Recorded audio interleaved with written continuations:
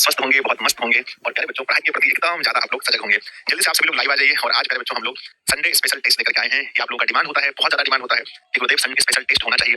मैंने देखा बच्चों की लास्ट जो आप लोगों का टेस्ट हुआ था संडे स्पेशल टेस्ट, उसमें मैंने आप लोगों के प्यार को देखा, जो आप लोगों ने उस क्लास को प्यार दिया है। क्या आप लोगों में से किसी ने उस वीडियो को देखा प्यारे बच्चों कि कितने विद्यार्थी जी ने उस क्लास को देखा है? आप जानकर बच्चों शायद हैरान होंगे कि उस क्लास को देखने वाले आज मैंने देखा जो मैंने संडे स्पेशल टेस्ट लिया था उसको देखे जाने वाले विद्यार्थी की संख्या 190 के यानी 1,90,000 लगभग 2 लाख के आसपास है। तो प्यारे बच्चों ये सब देखकर मुझे बहुत अच्छा लगता है, मुझे मोटिवेशन मिलता है ये सब देख करके कि आप लोग इतना ज्यादा मैथ्स का ट्यूशन लगवाना पैसे की बर्बादी है। देखो सारे ट्यूशन वालों का सिस्टम एक ही होता है, तेज बच्चों पर ध्यान देते हैं और कमजोर को भी देते हैं संडे स्पेशल टेस्ट को। तो पहले बताइए आप लोग कैसे हैं? एक बार कमेंट बॉक्स में सब लोग लिख करके भेजिए आप लोग कैसे हैं, आज का दिन आप लोगों का कैसा रहा। सभी को शुभ संध्या शुभ संध्या शुभ संध्या। जल्दी बताओ मेरे बच्चे कि आप लोगों का आज का दिन कैसा रहा है? अभी तक का सब कुछ बढ़िया रहा है ना? बहुत मजेदार रहा है, सब कुछ सुंदर रहा है बच्चों? यस गुरुजी, अच्छा रहा है, अच्छा रहा है, अच्छा रहा है। चलिए तो 2-3 काम करते हैं। सबसे पहले बताओ गुरुजी का ये न्यू लुक कैसा लगा है आप लोगों को? बड़ा मेहनत करके मैंने फोटो खिंचवाया है। ये अपने गुरुजी की तस्वीर को देखिए, कितना मेहनत करके मैंने इतना प्यारा सा तस्वीर आप लोगों के लिए ऐसा वाला तस्वीर मैंने खिंचवाया है ताकि मेरे बच्चों के अंदर जोश जुनून भर जाना चाहिए। मैंने खिंचवाया है आप लोगों के लिए बच्चों, मस्त लगा ना? चलो तो इसी मस्ती के साथ हम लोग आगे बढ़ेंगे और मेरे विद्यार्थी जी इस सेशन को आप लोगों की जिम्मेदारी है कि जितने भी बच्चे आज के क्लास में जुड़े हैं सब लोग पहले इस सेशन को अपने सभी दोस्तों के पास व्हाट्सएप पर, टेलीग्राम पर, स्टोरी में, स्टेटस में एक बार 100% पूरी ताकत के साथ बच्चों पहले शेयर करेंगे और जितने बच्चे जुड़ चुके हैं सब लोग एक बार लाइक भी कर दीजिए। तो पहला काम बच्चों सभी को वीडियो शेयर करेंगे, गुरुजी से कोई झूठ नहीं बोलेगा। चाहिए हम सभी लोगों को टाइम देते हैं 30 सेकंड का, इसको जल्दी से शेयर करके आइए, फिर हम लोग 2-3 घंटे तक पढ़ेंगे बच्चों। सब लोगों को टाइम देते हैं और एक पोल हुआ है जिसमें मैंने आप लोगों से पूछा है कि क्या आपने इस महत्वपूर्ण क्लास को शेयर कर दिया। देखिए जहां आप कमेंट करते हैं वहीं पर एक पोल का ऑप्शन होगा, वहां पर मेरे बच्चे आपको या तो यस और नो पर क्लिक करके ये बता देना है कि आपने क्लास को शेयर किया या नहीं, जिससे मैं ये देख पाऊंगा कि मेरे कितने प्यारे बच्चों ने शेयर किया है। 4500 बच्चे लाइव हैं और लगभग 5000 पोल अभी तक हुआ है, अर्थात 5000 बच्चों ने में 86% बच्चे यस कह रहे हैं। तो जल्दी जल्दी से आप लोग ये 3 काम कीजिए, पहले क्लास को शेयर कर दीजिए, सब लोग सेशन में जुड़े हैं सेशन को लाइक कर दीजिए और मेरे बच्चे सभी लोग पोल पर अपना रिएक्शन दीजिए यस और नो। चलिए बच्चों अब शुरू करते हैं। एक प्यारा सा दिल के साथ मेरे बच्चे सब लोग भेजेंगे और लीजिए मैं अपने चेहरे को हटा लेता हूं, यहां से साफ सुथरा कर देता हूं। जैसा कि आप देख रहे हैं हमने यहां लिखा है बिहार बोर्ड मैट्रिक परीक्षा वर्ष 2026। आप देख रहे हैं बच्चों की ऑल सब्जेक्ट होने वाला है, संडे स्पेशल टेस्ट होने वाला है और बच्चों मैराथन क्लास। बच्चों आप जानते हैं मैराथन क्लास किसको कहते हैं? जो क्लास बच्चों थोड़ी लंबी हो, जो क्लास थोड़ी नॉर्मल टाइम से जो बड़ी टाइम की, वैसे नॉर्मल क्लास 1 घंटे की होती है, मैराथन क्लास 2 घंटे 3 घंटे की होती है। तो मैराथन क्लास किसे कहते हैं ये तो आप लोग समझ गए होंगे। मेरे बच्चे अब आगे बढ़ते हैं, गणेश जी का आशीर्वाद लीजिए। श्री गणेशाय नमः। सभी बच्चे गणेश जी का आशीर्वाद ले लेंगे। प्यारा सा मोटिवेशन है किताबों से दोस्ती कर लो ये कभी धोखा नहीं देगी। देखो दुनिया में लोग धोखा दे सकते हैं पर किताबें कभी धोखा नहीं देती। किताबों से दोस्ती कर लो ये कभी धोखा नहीं देगी। मेहनत की राहें ही मंजिल तक ले जाएंगी। बच्चों किताब याद रखना, यहाँ पर किताब इंपॉर्टेंट है, यहाँ मेहनत इंपॉर्टेंट है। सपनों को सच करने का बस एक रास्ता है, पढ़ाई की रोशनी से ही दुनिया झुकेगी। यानी बच्चों पढ़ाई सबसे ज्यादा इंपॉर्टेंट है। तो एक बार प्लीज कमेंट बॉक्स में सभी लोग एकदम बच्चों तालियों की गड़गड़ाहट के साथ अपने अपने ड्रीम को यहाँ पर पेश करेंगे। मिनिमम ड्रीम 450 प्लस का होना चाहिए। मेरे बच्चे संजय सर आपके साथ हैं, हम आपके साथ मेरे बच्चों कदम से कदम बढ़ाकर चलने के लिए तैयार हैं। 5000 प्लस लाइक के लिए बहुत बहुत धन्यवाद आप सभी का। चलिए बहुत बहुत धन्यवाद बच्चों। आइए आज टेस्ट होने वाला है, आपको पता है बोर्ड एग्जाम में आपको ऐसे ही बच्चों ये मतलब भरने के लिए मिलेगा, गोला भरने के लिए जो ऑप्शन सही होगा उस ऑप्शन को भरना है। क्या आप लोगों में से किसी ने कभी गोला भरा है? मेरे बच्चे बताना यस और नो। अगर नहीं भरा है तो अपने घर में ये खरीद करके लाइए, ये खरीद के लाइए और गोला भरने का प्रैक्टिस कीजिए। ठीक है, घर में मेरे बच्चे बैठ करके गोला भरने का प्रैक्टिस कीजिए, क्योंकि क्योंकि क्योंकि आपको बोर्ड एग्जाम में मेरे बच्चे अगर एक भी गोला गलत भरा गया, आप कितना अच्छे से पढ़ के गए लेकिन अगर एक भी गोला गलत भरा गया तो समझिए आपका नंबर कट जाएगा। मेरे बच्चे आप मेरे शेर हो, आप मेरे शेर हो और जितने भी मेरी बहना है, जितने भाई हैं वो सभी शेर हैं और जितनी मेरी बहनें हैं बच्चों, है ना, बहनें हैं वो सभी मेरी शेरनियां हैं। शेर और शेरनी बच्चों कोई आदमी होता नहीं है, बस उसकी तरह आपके अंदर जोश जुनून जज्बा होना चाहिए। मेरे बच्चे आइए हम शुरू करते हैं। 1 2 3 अब ये स्टार्ट हो गया। लेकिन बच्चों आप इस क्लास को जिस बैच के अंदर देख रहे हैं उसका नाम ही हमने ड्रीम 450 प्लस रखा है और बहुत ही जल्दी आपको बच्चों आने वाला है। क्या बच्चों बताना कमेंट बॉक्स में क्या आने वाला है? क्रैश कोर्स आने वाला है बहुत ही जल्दी बच्चों। तो आप लोग इस बैच के अंदर आपको मिलेगा। सबसे पहला क्वेश्चन आपके लिए तैयार है। सबसे पहले हम साइंस विषय से शुरू करते हैं। पहला सवाल आपके लिए बच्चों ध्यान रखिएगा। फर्स्ट क्वेश्चन आप लोगों के लिए लिखा गया है, जो क्वेश्चन बच्चों मैंने भी नहीं देखा है कि बायो में कौन-कौन से क्वेश्चन सेट हुए हैं। आज बच्चों बड़ा खतरनाक रिस्क लिया है मैंने। कहते हैं कि पौधों में श्वसन प्रक्रिया के अंतर्गत कितने एडीपी के टूटने से बच्चों के अंदर एडीपी के टूटने से कितनी ऊर्जा मुक्त होती है? बच्चों एडीपी जो होता है एडिनोसिन ट्राइफॉस्फेट होता है और एडीपी का मतलब होता है एडिनोसिन डाइफॉस्फेट। तो बच्चों जो ट्राई जो होते हैं ध्यान देखना बच्चों, एटीपी जो टूटता है मेरे बच्चे, एटीपी जो टूटता है तो वो एडीपी बनाता है। क्या बनाता है? एडीपी। और पौधे में मेरे बच्चे एडीपी देखा जाता है। तो पौधों में श्वसन क्रिया के अंतर्गत एडीपी के टूटने से कितनी ऊर्जा मुक्त होती है? तो मेरे विद्यार्थी जी इसको याद कर लेना आप लोग कि आंसर इसका होगा मेरे बच्चे 30.5 किलो जूल प्रति मोल।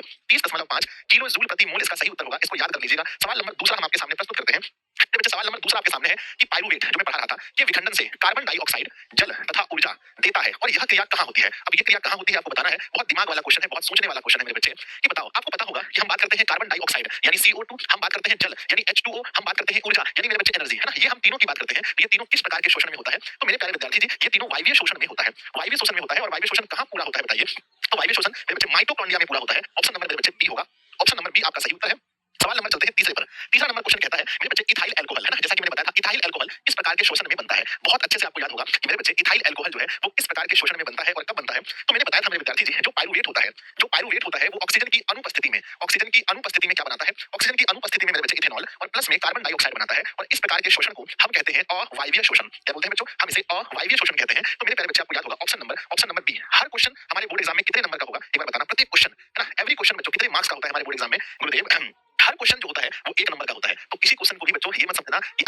है, राहुल कुमार जी, नीतीश कुमार जी, हिमांशु कुमार भाई है, दीपेश कुमार है, गुड्डू कुमार है, विक्की कुमार है, संजय ठाकुर है, ठीक है, सब लोग बड़े प्यार से आज पढ़ रहे हैं। भाई अगला क्वेश्चन आपके सामने है, निम्नलिखित में से किसे ऊर्जा खना, निम्नलिखित में से किसे कोशिका का ऊर्जा मुद्रा के रूप में जाना जाता है? कोशिका का ऊर्जा मुद्रा किसे कहते हैं? लीजिए भाई सवाल का उत्तर दीजिए।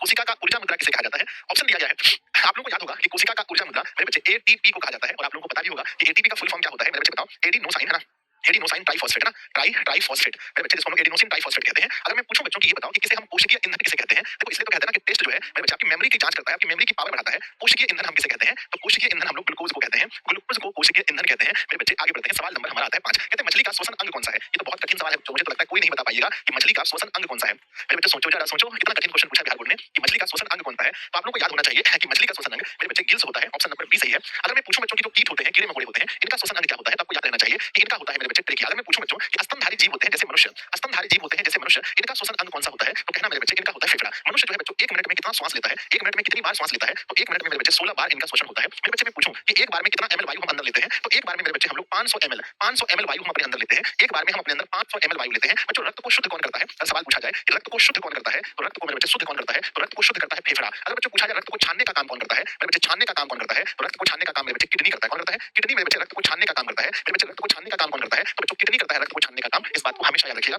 कि रक्त को छानने का काम किडनी करता है। अगर आपसे पूछा जाए मेरे बच्चे अस्थमा, पूछा जाए मेरे बच्चे अस्थमा, अस्थमा या मेरे बच्चे अस्थमा या निमोनिया, ये बच्चों किससे संबंधित बीमारी है? तो कहना ये दो से संबंधित है। तो लिखना मेरे बच्चे कि श्वसन तंत्र से संबंधित है, श्वसन तंत्र से संबंधित है। मनुष्य में ट्रेकिया की लंबाई कितनी है? तो मनुष्य में ट्रेकिया की लंबाई कमेंट बॉक्स में लिखिएगा। मेरे प्यारे बच्चों, मनुष्य में ट्रेकिया की लंबाई कितनी सेंटीमीटर है? मनुष्य में ट्रेकिया की लंबाई 11 सेंटीमीटर है। एक-एक बात बच्चों बहुत इंपॉर्टेंट है, इसको याद रखना है। बढ़ते हैं हम लोग सवाल नंबर 6 की ओर। पूछा गया है मेरे प्यारे बच्चे कि तिलचट्टा, तिलचट्टा इसको हम लोग इंग्लिश में कॉकरोच कहते हैं, कितने जोड़े श्वास रंध्र पाए जाते हैं? तिलचट्टा के अंदर मेरे बच्चे कितने जोड़े श्वास रंध्र पाए जाते हैं? आपको बताना है किसी भी तिलचट्टा के अंदर कितने जोड़े श्वास रंध्र होते हैं। तो याद रखना बच्चों, ये आउट ऑफ बॉक्स में मैंने पढ़ाया नहीं, आप मेरे बच्चे 10 जोड़े, तिलचट्टा में 10 जोड़े श्वास रंध्र होते हैं। और तिलचट्टा कहां से शोषण करता है? तो बच्चों एग्जाम में पूछा गया है, तो कहना बच्चों ये भी ट्रेकिया से, इसे बच्चों ट्रेकिया या श्वास नली से शोषण करता है। क्वेश्चन अगला है आपके सामने कि श्वसन के अंतिम उत्पाद क्या है? जब भी श्वसन होता है मनुष्य के अंदर, यानी मनुष्य जब भी हम शोषण करते हैं तो हमारा अंतिम उत्पाद कौन-कौन सा है?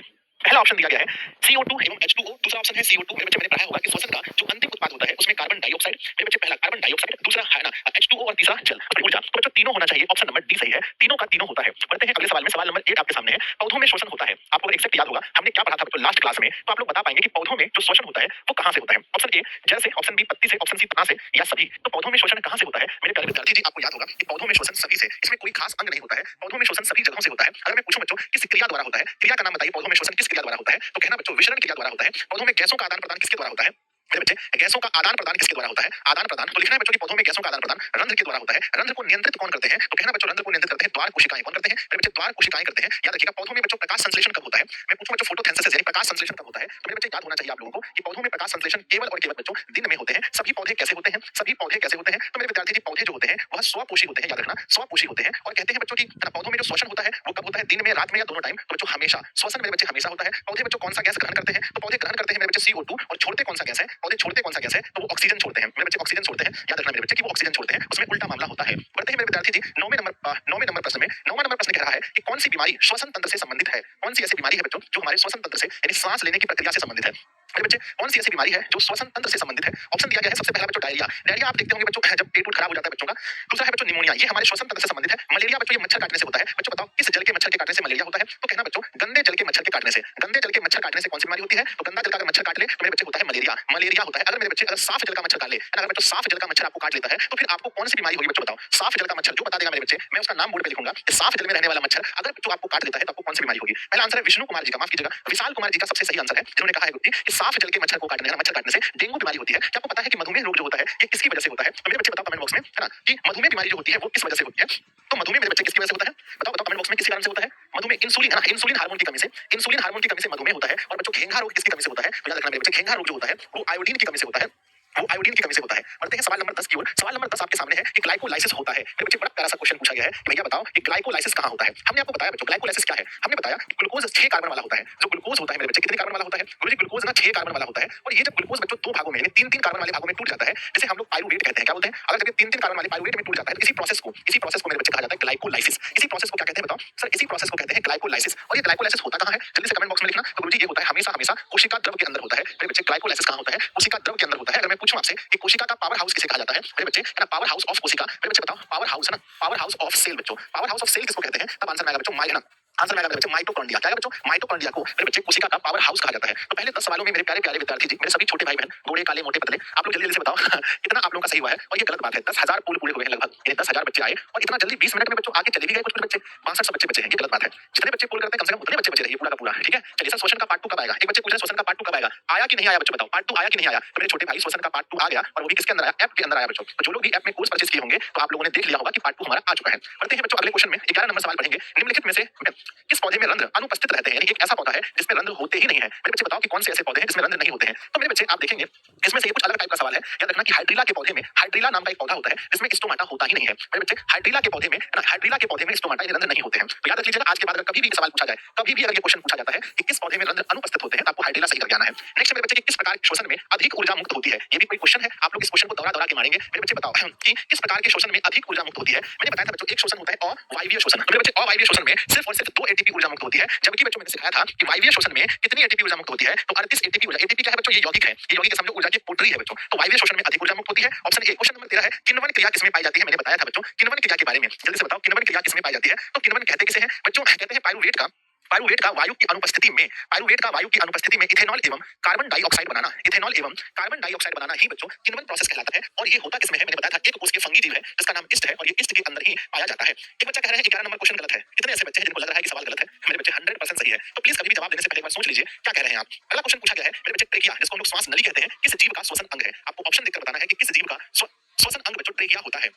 तो आप देखेंगे मेरे बच्चे किस जीव का श्वसन अंग है? मैंने बताया कॉकरोच, कॉकरोच का जो श्वसन अंग होता है वो मेरे बच्चे क्या है? उसका नाम है ट्रेकिया। मेरे बच्चे क्या नाम है? ट्रेकिया नाम है। ऑप्शन नंबर सी सही होगा, बिल्कुल सही है। राहुल भाई, तुलसी कुमारी, प्रीतम कुमार, दुर्गेश कुमार जी, खुशी कुमारी, सुमित कुमार, दीपांशु कुमार, मधुबाला, सबका बिल्कुल सही उत्तर जा रहा है। अगला सवाल देखते हैं 15 नंबर में, कौन सी गैस मेरे बच्चे कहते हैं कि कौन सी गैस श्वसन क्रिया में मुक्त होती है? जब हम श्वास लेते हैं तो कौन सा गैस हम लोग मुक्त करते हैं? ये सवाल पूछा गया, दुनिया का सबसे आसान क्वेश्चन बच्चों, जो हर किसी को पता रहता है ना, जो हर बच्चे को, हर किसी को पता है ना, हर किसी को पता है कि कौन सी गैस हम लोग बच्चों मुक्त करते हैं। तो आंसर हमारा क्या होगा? जो हम मुक्त करते हैं वो है बच्चों कार्बन डाइऑक्साइड। हमेशा हम लोग कार्बन डाइऑक्साइड गैस को मुक्त करते हैं। क्वेश्चन नंबर 16 आपके सामने है, ग्लूकोज के पूर्ण ऑक्सीकरण से, अगर बच्चों ग्लूकोज का पूर्ण ऑक्सीकरण होता है तो क्या क्या मुक्त होता है? आपको बताना है। पहला ऑप्शन है सिर्फ CO2 निकलता है, या सिर्फ ऊर्जा निकलता है, या सिर्फ मेरे बच्चे H2O निकलता है, या इनमें से सभी कुछ निकलता है? बताओ, अगर ग्लूकोज का पूर्ण ऑक्सीकरण होता है तो क्या क्या बाहर निकलता है? तो सही उत्तर है बच्चों पूर्ण ऑक्सीकरण में सब कुछ निकलेगा। ऑप्शन नंबर डी, CO2 भी निकलेगा, जल भी निकलेगा, ऊर्जा भी निकलेगी। क्वेश्चन नंबर 17 है कि बच्चों एटीपी का विस्तारित रूप कौन सा है? गलत करने वाले को 500 रुपया दिया जाएगा। सोचो बच्चों, आप गलत कर दिए तो 500 मिलेगा, तो गलत कर दो, लेकिन बेइज्जती कितनी होगी आपको बताओ। इतना आसान क्वेश्चन जब आप गलत करेंगे तो आपकी बेइज्जती किस लेवल की होगी आप सोच के देखिए। मेरे बच्चे सवाल पूछा गया है बड़ा प्यारा सा कि एटीपी का विस्तारित रूप कौन सा है? तो मैंने जैसा कि आपको सिखाया था एटीपी का विस्तारित रूप होता है एडिनोसिन। मेरे बच्चे कहेंगे एडिनिन, एडिनिन नहीं होगा, एडिनिन कभी नहीं हो सकता है ना। एडिनोसिन ट्राइफॉस्फेट, यानी ऑप्शन नंबर मेरे बच्चे सी आपका सही है, adenosine triphosphate. Option number C, सावधानी हटी तो दुर्घटना घटी। बड़ा प्यार से देखना पड़ेगा बच्चे इस ऑप्शन को। नेक्स्ट है, रंध्र का मुख्य काम क्या होता है? रंध्र जो होते हैं स्टोमाटा जो पत्तियों में पाए जाते हैं, उसका मुख्य काम क्या होता है? पहला, प्रकाश संश्लेषण करना भाई, गैसों का विनिमय एवं वाष्पोत्सर्जन करना, या बच्चों पोषण करना या भोजन का परिवहन करना। बच्चों आप जानेंगे प्रकाश संश्लेषण में बहुत ज्यादा काम रंध्र का कुछ नहीं है। देखिए बच्चों, प्रकाश संश्लेषण में हम रंध्र को नहीं देखते हैं। प्रकाश संश्लेषण कहां होता है? एक बार कमेंट बॉक्स में लिखेंगे तो सबको पता होगा। प्रकाश संश्लेषण बच्चों क्लोरोप्लास्ट में होता है। कहां होता है? क्लोरोप्लास्ट में प्रकाश संश्लेषण होता है, इसलिए रंध्र का इसमें कोई योगदान है ही नहीं। रंध्र बच्चों गैसों का विनिमय करते हैं एवं वाष्पोत्सर्जन में इसका बहुत बड़ा योगदान है, लेकिन पोषण में इसका कोई काम नहीं है, परिवहन में इसका कोई काम नहीं है। परिवहन में हम आगे पढ़ेंगे जाइलम एवं फ्लोएम के बारे में। इसके बारे में बच्चों जाइलम एवं फ्लोएम के बारे में पढ़ेंगे। बहुत सारे बच्चे जो आगे सिलेबस पढ़ लिए उनको पता होगा। अगला क्वेश्चन देखते हैं, मनुष्य में नासिका छिद्र बच्चों लैरिक्स जिसको हम लोग कहते हैं है ना, नासिका छिद्र, लैरिक्स, ट्रेकिया और फेफड़ा आपस में मिलकर क्या बनाता है? आपस में ये सब अगर मिल जाए बच्चों तो क्या बनता है? आपको बताना है क्या बनता है। ऑप्शन है उत्सर्जन तंत्र बनता है, जनन तंत्र बनता है, या पाचन तंत्र बनता है, या श्वसन तंत्र बनता है। अगर हम इन सभी चीज को बच्चों एक साथ जोड़ देते हैं, सभी चीज को जोड़ देते हैं तो क्या बनेगा मेरे विद्यार्थी जी? सभी को जोड़ने के बाद यहाँ एक श्वसन तंत्र का निर्माण होता है। ऑप्शन नंबर बच्चों आप देखेंगे डी। क्वेश्चन नंबर 20 देखते हैं कि कोशिकीय ईंधन निम्नलिखित में से कौन सा है? निम्नलिखित में से किसे हम कोशिकीय ईंधन कहते हैं, अर्थात हम कोशिका का ईंधन कहते हैं? मेरे बच्चे थोड़ा जल्दी जल्दी कमेंट बॉक्स में लिखेंगे कि निम्नलिखित में से किसे हम कोशिका का ईंधन कहते हैं। तो सही उत्तर होगा मेरे बच्चे ग्लूकोज को कोशिका का ईंधन कहा जाता है। Option number B. तो पहले बच्चों एक एक सवाल बड़ा इंपॉर्टेंट है। 20 सवाल में मेरे बच्चे आप लोगों ने कितना सही किया है? कमेंट बॉक्स में लिखिएगा मुझे कि 20 में से आप लोगों ने कितना सही किया है। 11,000 से भी ज्यादा पूल हो गया, पर आधा बच्चा लाइन में बचा है, आधा बच्चा पूल करके चला गया। ये गलत बात है भाई, अगर इतने बच्चे बने रहते पर मजा आ जाता। ठीक है ना। 20 में से है ना, कृतिका कुमारी, रूपेश कुमार, अक्षय कुमार, बहुत सारे बच्चे 20 में से 20। अच्छा आप कितना भी पढ़ लीजिए, बोर्ड एग्जाम में आपको कितने ऑब्जेक्टिव बनाने हैं बताओ कमेंट बॉक्स में। मेरे बच्चे बोर्ड एग्जाम में, आप जब बोर्ड एग्जाम में बैठेंगे तो आपको कितने क्वेश्चंस बनाने होते हैं एक बार बताइए, ऑब्जेक्टिव कितना बनाना है? तो कहते हैं गुरुजी बोर्ड एग्जाम में हमें 80 क्वेश्चन मिलेंगे और 80 में से हमको मात्र और मात्र बनाना कितना है? 40 क्वेश्चन बनाना है ना। मात्र एक बच्चा कह रहा है 50 क्वेश्चन, हे भगवान माथा फोड़ लेंगे, माथा फोड़ लेंगे। कौन स्कूल में पढ़ के आए हैं जी? कहां आपको सिखाया गया है कि 50 क्वेश्चन बनाना है? आपको पता होना चाहिए कि साइंस और एसएसटी दो सब्जेक्ट में मेरे बच्चे आपको पता होना चाहिए साइंस और एसएसटी दो ऐसा सब्जेक्ट है बच्चों, दो ऐसा सब्जेक्ट है जहां बच्चों 80 नंबर का ही परीक्षा होता है, 20 नंबर का मेरे बच्चे प्रैक्टिकल होता है। 80 नंबर का एग्जाम और 20 नंबर का क्या होता है? 80 नंबर का एग्जाम और 20 नंबर का मेरे बच्चे प्रैक्टिकल होता है। तो आपको सिर्फ 80 नंबर का ही एग्जाम देना है साइंस में, जिसमें 40 को ऑब्जेक्टिव बनाना है। 80 नंबर में बच्चों 40 को ऑब्जेक्टिव यहां बनाना है। तो जब भी हम पूछे बच्चों, इसलिए तो हम सोचे कि पूछ कर देखें क्या ये बेसिक चीज मेरे बच्चों को पता है कि नहीं है। मेरे बच्चे की 40 को क्वेश्चन ही बनाना है, इसलिए छटपटाइए मत, शांति से रहिए, सुकून से रहिए बच्चों। सर इंग्लैंड से पढ़ के मारेंगे तुमको, समझ लो मजाक उड़ा रहा है तुम, ठीक है ना। अगला क्वेश्चन है मेरे बच्चे कि एटीपी में फास्फेट की संख्या कितनी होती है? मेरे बच्चे एटीपी में फास्फेट की संख्या कितनी होती है? तो एडिनोसिन ट्राइफॉस्फेट, तो नाम में ही अगर आप देखेंगे अच्छे से, अगर आप नाम को पढ़ेंगे तो आपको पता चलेगा कि फास्फेट की जो संख्या होती है मेरे विद्यार्थी जी, फास्फेट की जो संख्या होती है वो कितनी होती है? तो एडिनोसिन ट्राइफास्फेट, ट्राई लिखा है ना, ट्राई माने बच्चों 3, तो एडिनोसिन ट्राइफास्फेट, तो इसके अंदर 3 बच्चों फास्फेट की संख्या होती है। बढ़ते हैं 22 नंबर सवाल में कि अरे मेंडलीफ ने आवर्त सारणी में ये क्या गया? ये क्या है भैया? नहीं नहीं ये नहीं हुआ, ये तो क्वेश्चन नहीं है इसमें से। ये मेंडलीफ का क्वेश्चन आ गया मेरे बच्चे। क्या आप लोग कभी पढ़े हैं? आप लोग को पता है ना? ये क्वेश्चन यहाँ नहीं होना चाहिए, फिर भी बता देता हूँ। किसी को याद है? कभी पढ़े हैं, कभी सुने हैं मेरे बच्चे कि मेंडलीफ ने अपने आवर्त सारणी में तत्वों को कैसे सजाया था? तो मेंडलीफ चाचा जो है आधुनिक आवर्त सारणी के जनक बच्चों। बच्चों अगर देखें हम मेंडलीफ ने तो परमाणु संख्या के बढ़ते क्रम में, है ना? तो परमाणु द्रव्यमान के बढ़ते क्रम में इधर आप लोग को हम नहीं पढ़ाए बच्चों, तो चलो हम छोड़ देते हैं। द्रव्यमान में उन्होंने सजाया था क्या मेंडलीफ ने? अगला क्वेश्चन है मेरे बच्चे, अगला सवाल है बच्चों, अगला सवाल है मेंडलीफ के आवर्त नियम में तत्वों का आधार क्या था? बच्चों तो परमाणु द्रव्यमान होगा उनके। हाँ, अगला है बच्चों मेंडलीफ के आवर्त सारणी में नहीं पढ़ाया बच्चों, हटाओ, बहुत दिन से एक साल हो गया मेरा भी पढ़े। भाई अभ्यास नहीं करोगे तो भूल जाओगे, क्या पता परमाणु संख्या हो और हम द्रव्यमान द्रव्यमान कह रहे हैं, मुझे भी बच्चों गलती हो जाएगा, मेरा भी हो जाएगा। चलो अब यहाँ से पढ़े होंगे। 25 नंबर सवाल लगाते हैं कि प्रकाश तरंगे किस प्रकार की तरंगे होती हैं? फिजिक्स का क्वेश्चन है कि प्रकाश की जो तरंगे होती हैं बच्चों वो किस प्रकार की होती हैं? तो प्रकाश की जो तरंगे होती हैं वो किस प्रकार की होती हैं? याद होगा आपको कि प्रकाश एक बच्चों विद्युत चुम्बक की तरंग है, विद्युत चुम्बक की तरंग है। और बच्चों प्रकाश हमेशा किस रेखा पर चलती है? तो प्रकाश हमेशा सीधी रेखा पर गमन करती है। प्रकाश की बच्चों अधिकतम चाल होता है 3 गुना 10 पावर 8 मीटर प्रति सेकंड। जो बच्चों कहां पर है? प्रकाश सबसे अधिक बच्चों निर्वात में चलता है। याद रखिएगा मेरे बच्चे, निर्वात में चलता है। सूर्य की दूरी धरती से कितनी है बच्चों? सूर्य की दूरी धरती से मेरे बच्चे 15 करोड़ किलोमीटर है। कितना है याद रखना कि 15 किलोमीटर, 15 करोड़ किलोमीटर है। सूर्य का प्रकाश सूर्य से धरती तक आने में कितना समय लगता है? तो मेरे बच्चे एग्जैक्ट याद रखना कि 8 मिनट बच्चों 16 सेकंड का समय मिलता है। कहीं कहीं पर 8 मिनट 20 सेकंड भी लिखा रहता है। आइए हम लोग आगे बढ़ते हैं। अगला क्वेश्चन है समतल, समतल दर्पण की फोकस दूरी होती है। एक क्वेश्चन भी गलत नहीं कर सकते, थोड़ा फास्ट कीजिए मेरे बच्चे। कि समतल दर्पण की फोकस दूरी कितनी होती है? तो समतल दर्पण की फोकस दूरी मेरे बच्चे अनंत होती है। समतल दर्पण में अगर हम देखें बच्चों कि वस्तु का जो प्रतिबिंब बनता है हमेशा कैसा बनता है? हमेशा मेरे बच्चे काल्पनिक बनता है, सीधा बनता है। और समतल में बच्चों साइड सेम होता है। साइड बच्चों समतल दर्पण में जो प्रतिबिंब बनता है वस्तु का वो मेरे बच्चे साइड बिल्कुल सेम होता है। आप मुझे बताइए बच्चों, आगे बढ़ते हैं। साइड हमेशा क्या होता है? सेम होता है। अगर हम समतल दर्पण से बच्चों, अगर हम समतल दर्पण से 10 मीटर दूर है तो हमारा प्रतिबिंब हमसे कितनी मीटर दूर बनेगा? अगर हम समतल दर्पण से 10 मीटर की दूरी पर है तो मेरा प्रतिबिंब बच्चों समतल धारा मुझसे कितनी दूर बनेगा? मुझसे कितनी दूर बनेगा? अगर मुझसे पूछा गया है कि 10 मीटर और पीछे बनेगा तो मेरे बच्चे 10 और 10 20 मीटर, यानी मुझसे मेरे बच्चे 20 मीटर की दूरी पर बनेगा। अगर मैं समतल दर्पण की ओर बच्चों 5 मीटर प्रति सेकंड की रफ्तार से दौड़ रहा हूं तो मेरा प्रतिबिंब मेरी ओर किस रफ्तार से दौड़ता हुआ आएगा? अगर मैं 5 मीटर से दौड़ रहा हूं तो मेरे बच्चे मेरा प्रतिबिंब मेरी तरफ 10 मीटर प्रति सेकंड से दौड़ता हुआ आएगा। अगर बच्चों मैं समतल दर्पण में दाएं हाथ को ना, समतल दर्पण के सामने दाएं हाथ को बच्चों उठाता हूं तो मेरे प्रतिबिंब का कौन सा हाथ उठता हुआ प्रतीत होगा? अगर मैं बच्चों दाएं हाथ को उठाता हूं तो वहां मेरे बाएं हाथ का उठता हुआ प्रतीत होगा। आप हमेशा रखें बच्चों बाएं, है ना? नॉर्मल बच्चों हम लोग घरों में अपना शकल देखने के लिए किस दर्पण का प्रयोग करते हैं? अपना फेस देखने के लिए का प्रयोग करते हैं। तो हम अपने घरों में समतल दर्पण का ही प्रयोग करते हैं अपना फेस देखने के लिए नॉर्मल। लेकिन बच्चों जो नाई होता है, जो नाई होता है जहां पर हम लोग बाल बनाते हैं वहां पर बच्चों हमारा बड़ा बड़ा फोटो देखने के लिए वहां पर लगा होता है मेरे बच्चे अवतल दर्पण। वहां क्या लगा होता है? अवतल दर्पण लगा होता है। आगे बढ़ते हैं। मेरे बच्चे पूछा गया है किसी, है ना, किसी दर्पण की फोकस दूरी चिन्हों की परिपाटी का, है ना, किसी दर्पण की फोकस दूरी चिन्हों की परिपाटी के अनुसार ऋणात्मक मानी जाती है तो वह दर्पण कौन सा है? कौन सा दर्पण है जिसकी फोकस दूरी को ऋणात्मक लिया जाता है? मेरे बच्चे फटाफट कमेंट्स करेंगे। आपसे पहले अगर कोई कमेंट कर दे तो भारी बेइज्जती है। समझिए आपकी बेइज्जती है, एकदम पूरा बेइज्जती है। बहुत फास्ट कमेंट कीजिए। आपसे पहले कोई बना दे समझो भारी बेइज्जती है भैया। तौबा तौबा तौबा। मैं सोनू सूद लाया हूँ अपनी खुद की सोशल मीडिया। हम देखेंगे तो अब तक हमारा आंसर हुआ ऋणात्मक में उत्तल आता है बच्चों। यही पर अगर धनात्मक होता तो हमारा आंसर क्या होता? धनात्मक होता तो हमारा बच्चों आंसर उत्तल होता। क्या होता? उत्तल। मेरे बच्चे अगर मैं आपसे पूछूं कि कौन सा गोली दर्पण के बच्चों, गोली दर्पण के बाहरी सतह को रचित करने से कौन सा दर्पण बनता है? बाहरी सतह को रचित करने से कौन सा दर्पण बनता है? बाहरी सतह को रचित करने से याद रखिएगा हमेशा कि अवतल दर्पण बनता है। और अगर पूछा जाए कि बच्चों भीतरी सतह को, गोली दर्पण के भीतरी सतह को रचित करने से क्या बनता है? तब मेरे बच्चे उत्तल दर्पण होगा। अंदर की ओर धंसा हुआ दर्पण, अंदर की ओर धंसा हुआ बच्चों अवतल होता है और बाहर की ओर निकला हुआ क्या होता है? उत्तल होता है। क्वेश्चन है बच्चों, ध्यान दीजिएगा, बड़ा प्यारा सवाल है कि अवतल दर्पण के प्रकरण में किसी वास्तविक और उल्टे प्रतिबिंब के लिए आवर्धन कौन सा है? अगर कोई प्रतिबिंब बच्चों वास्तविक बन रहा है और मेरे बच्चे उल्टा बन रहा है तो बताइए आवर्धन कैसा होगा? तो हमने पढ़ाया था बच्चों कि वास्तविक और उल्टा का मतलब क्या होता है। जल्दी आपसे पहले कोई कमेंट कर ही ना पाए। वास्तविक और मेरे बच्चे उल्टा का मतलब है कि आवर्धन जो होगा वो ऋणात्मक होगा। एम जो होगा वो ऋणात्मक होगा। क्वेश्चन नंबर 29 है, बड़ा प्यारा सा सवाल आपसे पूछा गया है। किसी गोली दर्पण की रेखना रैखिक आवर्धन m क्या होगी? यदि बच्चों प्रतिबिंब का आकार h1 है और वस्तु का आकार h है तो आवर्धन का मान m कौन सा सही होगा? अगर आपको सही फॉर्मूला पता है तो इस क्वेश्चन को आप सही बना सकते हैं। मेरे बच्चों मैंने बताया ना, मैंने आपको बताया था कि आवर्धन बराबर होता है प्रतिबिंब की ऊंचाई, जो प्रतिबिंब यहाँ h1 है बटे वस्तु की ऊंचाई जो h है। तो आप कह सकते हैं प्रतिबिंब की ऊंचाई बटे वस्तु की ऊंचाई, तो h1 ऊपर होगा और h नीचे होगा क्योंकि हमने पढ़ाया है आपको। आगे बढ़ते हैं मेरे बच्चे, नेक्स्ट क्वेश्चन 30 नंबर सवाल देखेंगे। बहुत प्यारा है, MBBI का 2026 में क्वेश्चन मान लो आ गया। अगर आ गया तो कौन कौन सही करके आएंगे मुझे दिखा दीजिए। किस दर्पण का उपयोग सामान्यतः वाहनों का पश्च दृश्य देखने के लिए किया जाता है? वाहनों में पीछे की दिशा की ओर देखने के लिए हम किस दर्पण का प्रयोग करते हैं? मान लीजिए आपके बोर्ड एग्जाम में आ गया तो कौन कौन बच्चा सही करके आएगा? एक बच्चा समतल कह रहा है, खत्म, नंबर चला गया। एक बच्चा उत्तल कह रहा है, नंबर मिल गया। जो लोग अवतल कह रहे हैं नंबर चला गया। तो मेरे बच्चे बहुत बड़ी बात है, आप देखेंगे यहाँ पर क्या होगा, यहाँ पर मेरे बच्चे आंसर हमारा उत्तर होगा। क्या आपको पता है कि जितने भी बच्चे एग्जाम देते हैं उसमें कितने ऐसे बच्चे हैं जो 300 नंबर पार कर पाते हैं? बताओ। बात तो बड़ी बड़ी करते हैं सब लोग बच्चों, सबसे पूछेंगे तो भाई टॉपर बनना है, लेकिन बच्चों 300 नंबर पार करने वाले 300 कितना परसेंट हुआ बताओ पहले? 500 नंबर का एग्जाम होता है उसमें 300 कितना परसेंट हुआ मुझे बताइए सर। 300 होता है, 300 कितना परसेंट हुआ बताओ? तो 300 होता है बच्चों 500 में, अगर हम 300 देखें तो बच्चों 300 होता है कितना परसेंट? तो 300 मेरे बच्चे होता है 60%, है ना? 60% होता है और 60% मार्क्स लाने वाले बच्चों की संख्या पता है कितनी है मेरे बच्चे? सिर्फ 20% बच्चे ही ऐसे हैं जो बच्चों फर्स्ट डिवीजन नंबर ला सकते हैं मैट्रिक में, जो आते हैं बिहार बोर्ड में। सिर्फ मेरे बच्चे 20% बच्चे ही फर्स्ट डिवीजन हो पाते हैं और बिहार सरकार बच्चों फर्स्ट डिवीजन होने वाले बच्चों को कितना रुपए देती है आप लोग बताना कमेंट बॉक्स में। मेरे समय में तो बच्चों 10,000 रुपए था, आज से बच्चों 10 साल पहले 10,000 रुपए मिलता था, अब शायद रुपया बढ़ गया होगा। तो बच्चों देखो मात्र 20% ऐसे बच्चे हैं जो बच्चों मात्र 20% ऐसे बच्चे हैं जो फर्स्ट डिवीजन ला सकते हैं। बच्चों कितना में देखो कितना परसेंट में पास होता है? मिनिमम बच्चों हर विषय में 30% लाने पर पास होते हैं, यानी 150 नंबर अगर आप लेकर आते हैं, 150 से मेरे बच्चे 234 नंबर तक आपका आता है तो आप कौन सा डिवीजन कहलाते हैं? तब आप थर्ड डिवीजन कहलाते हैं। अगर बच्चों 225 से लेकर के 299 नंबर तक आप लाते हैं तो आप कौन सा डिवीजन कहलाते हैं? तब आप कहलाते हैं सेकंड डिवीजन। और मेरे बच्चे अगर आप 300 या इससे अधिक लेकर आते हैं तब आप कहलाते हैं फर्स्ट डिवीजन। तो आप लोग कहाँ रहेंगे बच्चों? 1 नंबर में रहेंगे, 2 नंबर में रहेंगे या 3 नंबर में रहेंगे? आप लोग कहाँ रहने वाले हैं बताइएगा? आप लोग कहाँ रहने वाले हैं? सब लोग कहेंगे गुरुजी हम लोग तो यही रहेंगे। आप देख लीजिएगा सर, माननीय मुख्यमंत्री नीतीश कुमार जी से 10,000 रुपया लेकर ही छोड़ेंगे, उससे कम में तो कोई भांज है ही नहीं सर। निम्नलिखित में से किसी वस्तु का वास्तविक प्रतिबिंब कौन बना सकता है? किसी भी वस्तु का वास्तविक प्रतिबिंब कौन बना सकता है? तो मेरे बच्चे याद रखना, वास्तविक प्रतिबिंब जो बना सकता है वो अवतल दर्पण लेंस तो नहीं बच्चों। वास्तविक प्रतिबिंब कौन बना सकता है मेरे बच्चे? उत्तल लेंस है ना, उत्तल लेंस। मेरे बच्चे उत्तल लेंस होगा, देखेंगे ऑप्शन नंबर बी है ना, उत्तल लेंस। मेरे बच्चे उत्तल लेंस को हम और क्या कहते हैं? तो हम इसे अभिसारी लेंस कहते हैं, हम इन्हें अभिसारी लेंस कहते हैं। और जो अवतल लेंस है इन्हें हम क्या कहते हैं? इन्हें हम मेरे बच्चे अपसारी लेंस कहते हैं। क्या बोलते हैं? अपसारी लेंस कहते हैं। अगला सवाल है बच्चों यू वी और एफ। क्या पूछा है मेरे बच्चे? यू वी एफ के विशिष्ट मान के लिए लेंस सूत्र कौन सा है? थोड़ा जल्दी बताएंगे, लेंस सूत्र कौन सा है ना? तो मेरे बच्चे 1/v है ना। लेंस में क्या होता है? 1/v + 1/u = 1/f है ना। दर्पण में माइनस होता है ना, 1/v - 1/u = 1/f। तो जो लेंस सूत्र में हमारा प्लस हो जाएगा तो ऑप्शन नंबर ए होना चाहिए, 1/v + 1/u = 1/f है ना। ऑप्शन नंबर ए सही है ना रे? कि बी हो जाएगा? अरे भैया नहीं ए होगा। लेंस में प्लस होता है ना, उल्टा हम बोल दिए। सर आप संजय सर को जानते हो भैया, मैं ही संजय सर हूं बे पगलू है ना। सही है ना दर्पण सूत्र? 1/v + 1/u गलत हो गया क्या? नहीं सर, नहीं सर, नहीं सर। अरे भी होगा सर, भी होगा। अरे भैया ये दर्पण सूत्र है। देखो बच्चों ये है कंफ्यूजन, इसलिए कहते हैं टेस्ट से। मेरे बच्चे मुझे कंफ्यूजन हो रहा है भैया, बताओ संभालो मुझे। 1/v - 1/u = 1/f option number B है ना। अब सही है, चलो लेंस में माइनस होता है, लेंस में माइनस होता है। नेक्स्ट क्वेश्चन देखते हैं। एक लेंस की क्षमता -5d है, इसकी फोकस दूरी क्या होगी? 10 सेकंड के अंदर इसका आंसर कीजिए। अगर मेरे बच्चे किसी लेंस की क्षमता -5d है तो इसकी फोकस दूरी कितनी होगी? आपको पता है बच्चों कि f बराबर हमने सिखाया था, f बराबर हमने सिखाया था 100/100 मेरे बच्चे जो क्षमता है आपका पावर। तो बच्चों 100 को अगर हम 5 से भाग करते हैं तो हमारा 20 आंसर होगा। और बच्चों यहाँ नेगेटिव है तो वहां भी नेगेटिव होना चाहिए। तो बच्चों माइनस में 20 सेंटीमीटर होना चाहिए। ऑप्शन नंबर बी आपका सही है कि माइनस में आंसर होना चाहिए। अगला क्वेश्चन देखते हैं। मेरे बच्चे वास्तविक वस्तु का वास्तविक प्रतिबिंब नहीं बनता है। मेरे बच्चे कहाँ नहीं बनता है बताओ? ऑप्शन ए, कहाँ वास्तविक प्रतिबिंब नहीं बनता है? समतल दर्पण और उत्तल दर्पण में। वाह सुन के मजा आ गया।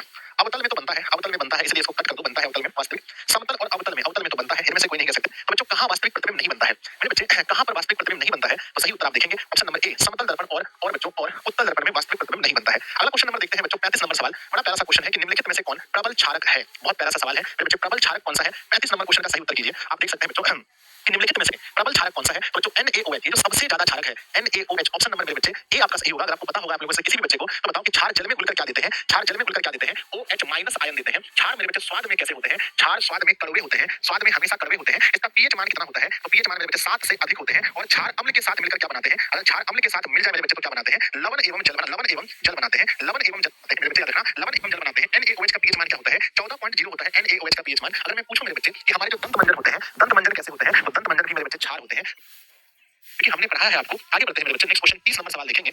बहुत प्यारा है, MBBI का 2026 में क्वेश्चन मान लो आ गया। अगर आ गया तो कौन-कौन सही करके आएंगे मुझे दिखा दीजिए। किस दर्पण का उपयोग सामान्यतः वाहनों का पश्च दृश्य देखने के लिए किया जाता है? वाहनों में पीछे की दिशा की ओर देखने के लिए हम किस दर्पण का प्रयोग करते हैं? मान लीजिए आपके बोर्ड एग्जाम में आ गया तो कौन-कौन बच्चा सही करके आएगा? एक बच्चा समतल कह रहा है, खत्म, नंबर चला गया। एक बच्चा उत्तल कह रहा है, नंबर मिल गया। जो लोग अवतल कह रहे हैं, नंबर चला गया। तो मेरे बच्चे बहुत बड़ी बात है, आप देखेंगे यहाँ पर क्या होगा? यहाँ पर मेरे बच्चे आंसर हमारा उत्तर होगा। क्या आपको पता है कि जितने भी बच्चे एग्जाम देते हैं उसमें कितने ऐसे बच्चे हैं जो 300 नंबर पार कर पाते हैं? बताओ, बात तो बड़ी-बड़ी करते हैं सब लोग हैं। अगला क्वेश्चन नंबर 40 है हल्दी, लिटमस और मेरे बच्चे कहते हैं हल्दी उठा लीजिए, लिटमस उठा लीजिए। मेरे बच्चे आदि जो है, आदि किस प्रकार के सूचक हैं? हमने पहले ही बताया है कि हल्दी और लिटमस पत्र जो है वो किस प्रकार के सूचक हैं? हल्दी और लिटमस पत्र किस प्रकार के सूचक हैं? एक बार बताएंगे कमेंट बॉक्स में। तो सही उत्तर बच्चों अंकित कुमार जी, आदित्य कुमार जी, जल्दी बताओ भाई। हिमांशु कुमार बताओ आंसर क्या होगा? ये सब प्राकृतिक सूचक हैं। वो जो 3 क्वेश्चन हमने छोड़ा है, अगर मैं वो तीनों क्वेश्चन का आंसर आप लोगों को अपनी तरफ से मैं नंबर दे दूं तो बताओ 30 में से आप लोगों ने कितना सही किया है? और मेरे बच्चे जिन्होंने भी क्लास को शेयर नहीं किया है तो अपने सभी दोस्तों के पास शेयर कर दीजिए। सेशन को एक बार प्यारा सा लाइक बटन दबा दीजिए। सब लोग लाइक होना चाहिए एक साथ। मेरे बच्चे कम से कम 8000 लाइक्स तो पूरे होने चाहिए जल्दी से। और 6000 लाइक के लिए बहुत-बहुत धन्यवाद आप लोगों का। जल्दी पानी वानी पीना है किसी को? क्या बताओ, किसी को पानी वानी पीना है क्या? अगर किसी को मेरे बच्चे पानी वानी पीना है, अगर किसी को पानी वानी पीना है तो जल्दी से आप लोग पानी वानी पी लीजिए, है ना। पानी वानी पी लीजिए आप लोग। किसी को पानी पीना है तो आइए। पानी पीना किसी को क्या? नहीं गुरुदेव, चलो बढ़िया है ना। सर मेरा 1 नंबर गलत हो गया सर। बढ़ जाएंगे, आगे बढ़ जाए, बताओ। चलो चलिए गुरुजी गाना सुना दीजिए। अरे भाई कौन सा गाना सुना? बताओ कौन सा गाना सुना दे? मुझे गाना उतना याद नहीं है, कौन सा सुना दे? एक तो मुझे याद है, बोलो कौन सा सुना दे? ठीक है दोस्तों के सुना दे, मैंने सुना भी पहले। हाँ सैयारा नहीं आता मुझे भैया। चलो दोस्तों के लिए मुझे भी एक याद है। कितना दान लगे दिन। तुम जो रूठा तो कौन हंसेगा, तुम जो छूटा तो कौन रहेगा, तुम जो चुप है तो डर लगता है, अब ना मुझको अब कौन कहेगा, तू ही वजह तेरे बिना बेवजह बेकार हूँ मैं, तेरा यार हूँ मैं, तेरा यार हूँ मैं।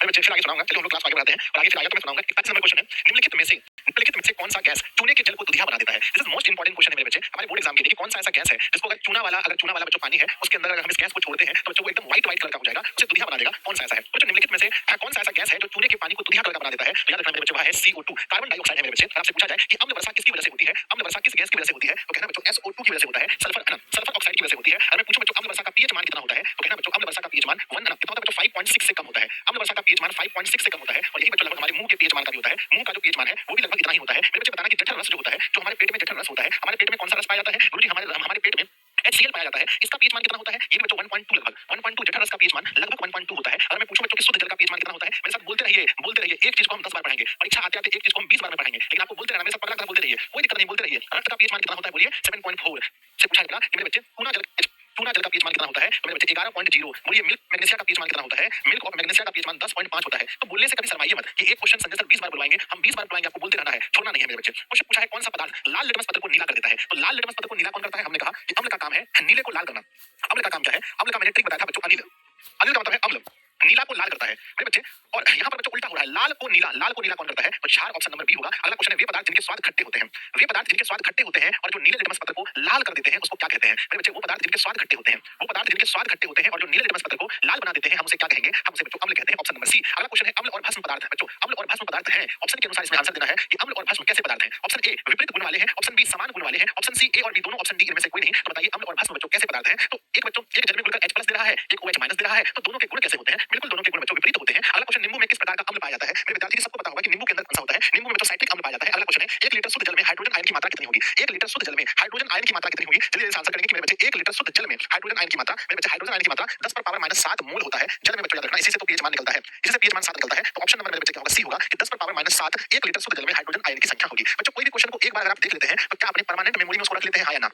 कितने ऐसे बच्चे हैं, हंसना मत मुस्कुराना मत, मुझे पूछना बताना, कितने ऐसे बच्चे हैं जो परमानेंट मेमोरी में एक बार क्वेश्चन को याद आया तो उसको परमानेंट मेमोरी में डाल देते हैं कि बाबू सोना मेरा जाओ परमानेंट मेमोरी में, और जब तुमको निकलवाएंगे बच्चों तो निकल करके आ जाना। तो बताओ क्या परमानेंट मेमोरी मतलब हमेशा के लिए याद रख लेते हैं? कितना बच्चा समझिए ना परमानेंट मेमोरी मतलब क्या होता है? परमानेंट मेमोरी मतलब हमेशा के लिए याद, हमेशा के लिए याद। बोलो ना पगलू कहीं का, यस सर। तो हमेशा के लिए याद मेरे बच्चे, हमेशा के लिए याद। कहते हैं किसी भी उदासीन विलयन का पीएच मान कितना होता है? हमने बताया है मेरे बच्चे कि उदासीन विलयन का पीएच मान 7 होता है बच्चों। उदासीन बहुत सारे बच्चे 0 कर देते हैं, नहीं, उदासीन विलयन का पीएच मान 7 होता है मेरे बच्चे। कहते हैं पीएच का कौन सा मान विलयन सबसे अधिक क्षारीय है?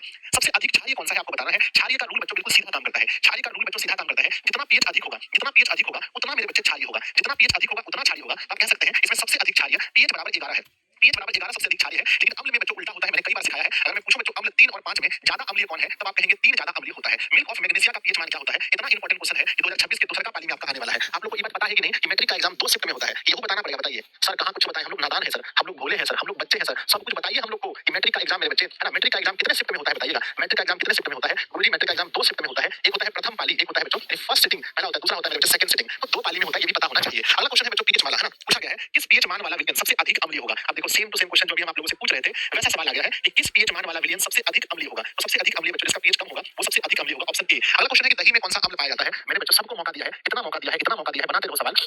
पूछा है कि दही में कौन सा अम्ल पाया जाता है? तो बच्चों दही में हमने बताया सबसे लेट से मिलता है भोजन। जब भी आप बच्चों शादी विवाह में जाएंगे दही सबसे लेट से मिलता है, तो लॉ से लेट और लॉ से लैक्टिक अम्ल होता है, लैक्टिक अम्ल होता है। निम्न लेना अम्ल या क्षारक की प्रबलता की जांच की जाती है। अम्ल या क्षारक की प्रबलता की जांच किससे करते हैं? पीएच स्केल से, लिटमस पेपर से, गंधीय सूचक से, या बच्चों है ना क्या लिखा पता नहीं, ऑप्शन नंबर डी गलत कर दिया है। तो अम्ल या क्षारक की प्रबलता, कोई अम्ल बच्चों कितना प्रबल है या कोई क्षारक जो है कितना प्रबल है, इसकी जांच हम किसके द्वारा करते हैं? इसकी जांच हम लोग मेरे बच्चे पीएच स्केल के द्वारा करते हैं, ऑप्शन नंबर ए सही होगा। नेक्स्ट है चींटी के डंक में कौन सा अम्ल पाया जाता है? आज बच्चों दिखा दो आपके अंदर कितनी स्पीड है, कितना फास्ट आप लोग बच्चों कमेंट कर सकते हैं। एक बार जल्दी जल्दी लिख करके भेज दीजिए कि चींटी के डंक में बच्चों क्या होता है, चींटी के डंक में क्या होता है, कौन सा एसिड पाया जाता है? तो कहते हैं सर लाल चींटी जो उसके डंक में जो होता है मेरे क्या होता है? मेथेनोइक, क्या होता है? मेथेनोइक अम्ल होता है, मेथेनोइक अम्ल होता है, ऑप्शन नंबर सी होगा। ऐसे बच्चों इसमें ये तो इसका आईयूपीएसी नाम है, आईयूपीएसी नाम है। ऐसे बच्चों लाल चींटी के डंक में फॉर्मिक एसिड पाया जाता है, कौन सा? फॉर्मिक एसिड पाया जाता है, और फॉर्मिक एसिड का ही आईयूपीएसी नाम होता है बच्चों methanoic acid, option number C. Next है जिप्सम का रासायनिक सूत्र क्या होगा? एक क्वेश्चन को बोर्ड परीक्षा आते आते इतना बार पढ़ा देंगे, इतना बार पढ़ा देंगे मेरे बच्चे, बताइएगा मोस्ट वीआई सवाल है 2026 के पेपर के लिए। जिप्सम का रासायनिक सूत्र क्या होता है? CaSO4 2H2O, ये जिप्सम का रासायनिक सूत्र होता है। अगला क्वेश्चन देखते हैं, नेक्स्ट क्वेश्चन है मेरे बच्चे कि जठर रस का पीएच मान कितना होता है? थोड़ी देर पहले हम पढ़ाए थे आप लोगों को कि जठर रस जो होता है उसका पीएच वैल्यू क्या होता है? उसका पीएच वैल्यू 1.2 होता है। अगला सवाल देखेंगे कि धोबिया सोडा का रासायनिक सूत्र बताइए क्या होता है? धोबिया सोडा का रासायनिक सूत्र क्या होता है? बड़ा सोच समझ कर जवाब देना मेरे प्यारे प्यारे बच्चे। आप कहेंगे Na2CO3 10H2O, ये धोबिया सोडा का रासायनिक सूत्र होता है। नेक्स्ट है CaO का प्रचलित साधारण नाम क्या है? इसका साधारण नाम क्या है बच्चों बताएंगे? रासायनिक नाम हमने नहीं पूछा है, हमने सिर्फ और सिर्फ साधारण नाम पूछा है। जब मैं आप लोगों को पढ़ा रहा था मैंने सिखाया होगा CaO और Cl2 मेरे बच्चे, ये विरंजक चूर्ण का, किसका? विरंजक चूर्ण का फार्मूला है, ऑप्शन नंबर सी होगा बच्चों विरंजक चूर्ण। आप लोग देख सकते हैं। अगला है मेरे बच्चे क्या पूछा है? बेकिंग सोडा, है ना, बेकिंग सोडा मेरे बच्चे, माफ कीजिएगा बेकिंग गलत लिखा गया है, मैं सही कर देता हूं मेरे बच्चे। बेकिंग सोडा, बेकिंग, है ना, बेकिंग सोडा जो होता है जिसको हम लोग खाने वाला सोडा कहते हैं, उसका रासायनिक सूत्र बताइए क्या होता है? तो बेकिंग सोडा का रासायनिक सूत्र मेरे बच्चे देखेंगे तो हमारा इसमें बेकिंग सोडा जो होता है वो क्या होता है बताना ऑप्शन में जल्दी से, है ना। तो बेकिंग सोडा में NaHCO3, ऑप्शन नंबर ए सही होगा। NaHCO3 बेकिंग सोडा का रासायनिक सूत्र होता है। NaHCO3 जिसको बच्चों हम लोग कहते हैं, है ना, खाना क्या बोलते हैं इसको? सोडियम बाइकार्बोनेट, है ना, सोडियम बाइकार्बोनेट। अगला सवाल है मेरे बच्चे धोने के सोडा का उपयोग निम्नलिखित में से किसमें किया जाता है? जो धोने वाला सोडा होता है उसका प्रयोग किसमें किया जाता है? पहला ऑप्शन दिया गया है मेरे बच्चे, धोने के सोडा का प्रयोग खिलौना बनाने में, सर नहीं हो सकता है। खिलौना बनाने में बच्चों इसका प्रयोग तो बिल्कुल नहीं हो सकता है। दीवार को चिकना करने में पीओपी यानी प्लास्टर ऑफ पेरिस का उपयोग होता है कागज और साबुन बनाने के में या फिर बच्चों कीटाणुनाशक के रूप में। तो धोने वाला जो सोडा है बच्चों कागज और साबुन बनाने में इसका प्रयोग हम लोग कर सकते हैं। ऑप्शन नंबर सी मुझे बेटर लग रहा है, ऑप्शन नंबर सी। अगला क्वेश्चन देखते हैं 60 नंबर नीला थोथा। नीला थोथा मेरे बच्चे जिसको लोग तूतिया भी कहते हैं, नीला थोथा जो है जिसको तूतिया कहते हैं, रासायनिक सूत्र क्या होता है? मोस्ट इंपोर्टेंट क्वेश्चन है। वर्ष 2026 के लिए बच्चों अगर मान लीजिए पेपर में आ गया है तो मेरे छोटे-छोटे नन्हे हाथों वाले प्यारे बच्चों का क्या आंसर होने वाला है कि मेरे बच्चे नीला थोथा अर्थात तूतिया का रासायनिक सूत्र क्या होता है? उसमें हम लोग मिलाते हैं CuSO4 ना, CuSO4 into 5H2O जो कि ऑप्शन नंबर बी आप लोग देख पा रहे होंगे, ऑप्शन नंबर बी बच्चों। आगे बढ़ते हैं 61 नंबर अम्ल और भस्म आपस में अभिक्रिया करके क्या बनाते हैं? अम्ल और भस्म अगर आपस में मिल जाए मेरे बच्चे तो क्या बनेगा? गुरुदेव दोनों मिलने से क्या बनेगा? लवण बनता है और लवण के साथ-साथ जल बनता है। इस अभिक्रिया को क्या कहते हैं? कमेंट बॉक्स में कोई बता सकते हैं कि जब अम्ल और भस्म आपस में मिलते हैं तो इस अभिक्रिया को किस नाम से हम जानते हैं? क्वेश्चन है बच्चों व्यंजक चूर्ण का रासायनिक सूत्र बताइए। आप लोग पढ़े होंगे व्यंजक चूर्ण का रासायनिक सूत्र क्या होता है? CaOCl2 है ना, CaOCl2 मेरे बच्चे आप देख सकते हैं ऑप्शन नंबर बी दिया है। अगला क्वेश्चन समाप्त हो गया यानी 60 ये आपके फोन पर हनुमान जी का लाइव वॉलपेपर है। 62 सवाल मेरे बच्चे टोटल हमारे पूछे गए हैं, जिसमें से 3 सवाल मैंने छोड़ा है तो 2 मान लेते हैं, 60 मान लेते हैं। 60 में आप लोग स्कोर करना, ईमानदारी से सोच समझ कर करना, ऐसा नहीं कि मन में कुछ भी आ जाए लिख देंगे। एक ईमानदारी से मेरे बच्चे बताना कि 60 सवाल लगभग मान लेता हूं मैं। अभी कौन मैसेज कर रहा है भैया इसका 455 पर? सर इस बार 455 पर है, ठीक है भैया, है ना? मेरे बच्चे बताओ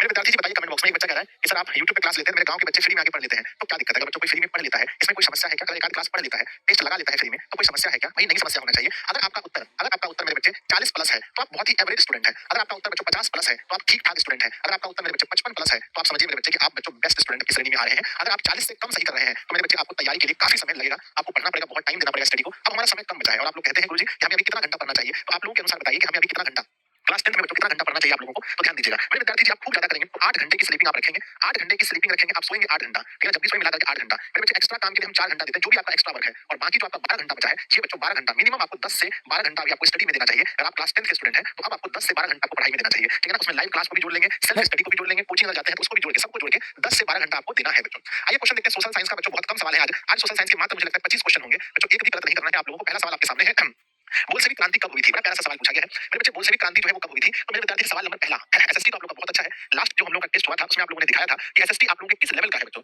बोल्शेविक क्रांति नवंबर 1917 में हुआ था मेरे बच्चे। बोल्शेविक क्रांति में पूछूं बच्चों कि लेनिन का संबंध किससे था, बोल्शेविक से या मेन सेविक से? तो बच्चों आप कहेंगे लेनिन का संबंध मेरे बच्चे बोल्शेविक से ही था, है ना? बोल्शेविक जो संगठन इसी के साथ लेनिन का संबंध था। लेनिन ने मेरे बच्चे नई आर्थिक नीति की घोषणा कब की थी? कमेंट बॉक्स में लिखेंगे न्यू है ना इकोनॉमिकल पॉलिसी NAP। लेनिन ने इसकी घोषणा वर्ष 1928 में की थी। लेनिन की मृत्यु कब हुई मेरे बच्चे? तो आप लोग कहेंगे लेनिन की मृत्यु वर्ष 1924 में हुई थी। ये मोस्ट इंपोर्टेंट चीज है लेनिन जी के बारे में। दो चीजें बहुत इंपोर्टेंट है बच्चों। अगला क्वेश्चन है हिंद चीन पहुंचने वाला प्रथम व्यापारी कौन था? बच्चे हिंद चीन पहुंचने वाले प्रथम व्यापारी कौन थे? तो आप लोगों को याद होगा कि हिंद चीन पहुंचने वाले जो प्रथम व्यापारी थे उनका नाम क्या था? उनका नाम मेरे बच्चे प्रथम व्यापारी का नाम था पुर्तगाली। ऑप्शन नंबर बच्चों सी होगा। अगला क्वेश्चन है मेरे बच्चे किसने कहा था मुद्रण? मुद्रण यानी प्रिंटिंग बच्चों, शायद आपने ये चैप्टर नहीं पढ़ा है, सॉरी बच्चों।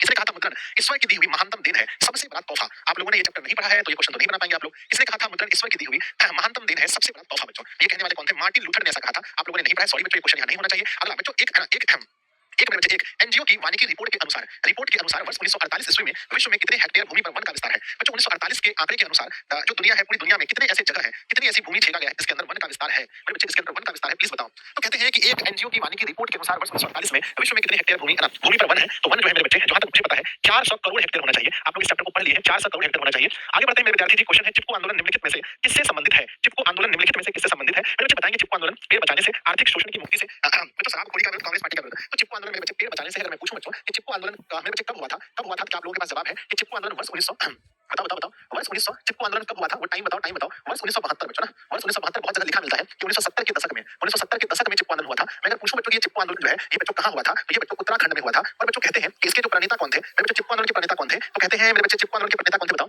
चिपको आंदोलन के प्रणेता कौन थे? तो एक तो मुझे याद है भाई चंडी प्रसाद नाम का कोई व्यक्ति था। और बताओ कौन थे इसके प्रणेता? सुंदरलाल बहुगुणा। कौन था बच्चों? सुंदरलाल बहुगुणा। कौन थे? सुंदरलाल बहुगुणा जो है इसके प्रणेता थे। सुंदरलाल बहुगुणा याद रखिएगा, सुंदरलाल बहुगुणा इसके प्रणेता थे बच्चों। और ये आंदोलन 1972 ईस्वी में यानी कि बच्चों उत्तराखंड में ये हुआ था बच्चों। कहां पर? टिहरी नाम का एक जगह है बच्चों, टिहरी नाम का एक जगह है, वहीं पर ये हुआ था। अगला क्वेश्चन है इनमें से कौन संस्थागत वित्त का साधन है? अगर आपको लोन लेना है बच्चों तो संस्था खोलकर बैठी है, आप जाकर के लोन यहाँ से ले सकते हैं। तो कौन सा ऐसी संस्था है जो लोन देती है? वित्त मैंने बच्चों फाइनेंस देती है, व्यापारी कोई संस्था है, रिश्तेदार कोई संस्था है, व्यावसायिक बैंक बच्चों या महाजन? तो आंसर होगा व्यावसायिक बैंक जो है बच्चों ये संस्थागत वित्त का साधन होती है। आप यहाँ से जाकर अपने बिजनेस करने के लिए कर्ज ले सकते हैं बच्चों। व्यावसायिक बैंकों का राष्ट्रीयकरण कब हुआ था? एक बार कमेंट बॉक्स में लिखेंगे व्यावसायिक बैंकों का राष्ट्रीयकरण, है ना? राष्ट्रीयकरण कब हुआ था? सब लोग लिखेंगे। तो मेरे विद्यार्थी जी आप कहेंगे कि व्यावसायिक बैंकों का राष्ट्रीयकरण मेरे बच्चे 1959 ईस्वी में हुआ था। अगर मैं पूछूं मेरे बच्चे कि ये बताओ कि reserve bank of India RBI की स्थापना कब हुई है? तो RBI की स्थापना 1 अप्रैल मेरे बच्चे 1 अप्रैल 1935 ईस्वी में RBI की स्थापना हुई है। RBI का मेरे बच्चे राष्ट्रीयकरण कब हुआ है? तो RBI का राष्ट्रीयकरण मेरे विद्यार्थी जी हुआ है 1949 ईस्वी में। RBI का राष्ट्रीयकरण कब हुआ है? 1949 ईस्वी में हुआ है। ये भी आपको याद रखना है बहुत अच्छे तरीके से। मेरे बच्चे आगे बढ़ते हैं। लिखा है भारत की वित्त राजधानी। एक तो बच्चों राजधानी है भारत की, एक तो राजधानी है। पहले मुझे बताओ कि भारत की राजधानी कहां है? ठीक है ना? आप लोग क्लास 10 के बच्चे हैं, बहुत सारे बच्चों को नहीं पता होता है। ये भी बच्चों की भारत की राजधानी न्यू दिल्ली में है। कहां बच्चों? न्यू दिल्ली में है। अगर मैं पूछूं बच्चों की भारत की राजधानी 1911 से पहले बच्चों, 1911 के बाद में दिल्ली आई है। 1911 से पहले भारत की राजधानी कहां थी? मेरे बच्चे याद रखना है कि 1911 से पहले कोलकाता हमारी राजधानी थी बच्चों। कोलकाता जो अभी पश्चिम बंगाल की राजधानी है वो पूरे देश की राजधानी थी कोलकाता। उसके बाद मेरे विद्यार्थी जी याद रखेंगे